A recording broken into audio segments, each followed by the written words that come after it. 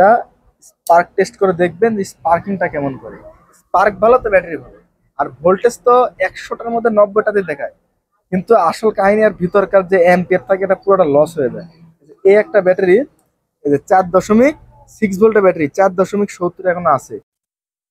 যারা ভাবছেন পুরাতন কোনো ব্যাটারি কিনবেন, তারা কোনো সময় শুধু ভোল্টেজকে বিশ্বাস করবেন না। আচ্ছা, এ দেখেন একটা ব্যাটারিতে যদি মিটার ধরি, তাহলে এটাতে ভোল্টেজ দেখাচ্ছে 11 দশমিক প্রায় 90-এর কাছাকাছি। যেহেতু এটা 12 ভোল্টের ব্যাটারি, ভোল্টেজ কিন্তু ঠিকঠাকই আছে। কিন্তু এ দেখেন আমাদের কাছে আরেকটা ব্যাটারি আছে, এটা কিন্তু 6 ভোল্টের ব্যাটারি।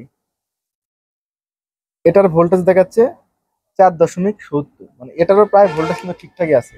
কিন্তু মজার ঘটনা হচ্ছে, এই ধরনের ব্যাটারি যদি নষ্ট থাকে তারপর ঠিকঠাক ভোল্টেজ দেখায়, কিন্তু এই যে একটা স্পার্কিং, এই যে আপনারা সবসময় পুরাতন ব্যাটারি শুধু ভোল্টেজ দেখায় নেবেন না, এটা স্পার্ক টেস্ট করে দেখবেন যে স্পার্কিংটা কেমন করে।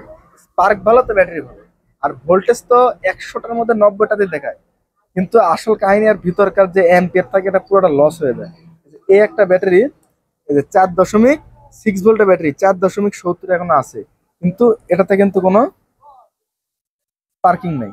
এটুকু তার এই ছোট ব্যাটারির কাছে কিছুই না, এটা তো বড় ব্যাটারি। এই যে দেখেন, তাই যারা ব্যাটারি নেবেন তারা অবশ্যই ভোল্টেজ দেখার পাশাপাশি চিকন তার দিয়ে একটি স্পার্ক দেখে নেবেন যে ব্যাটারিটির অ্যাম্পিয়ারটা কেমন আছে।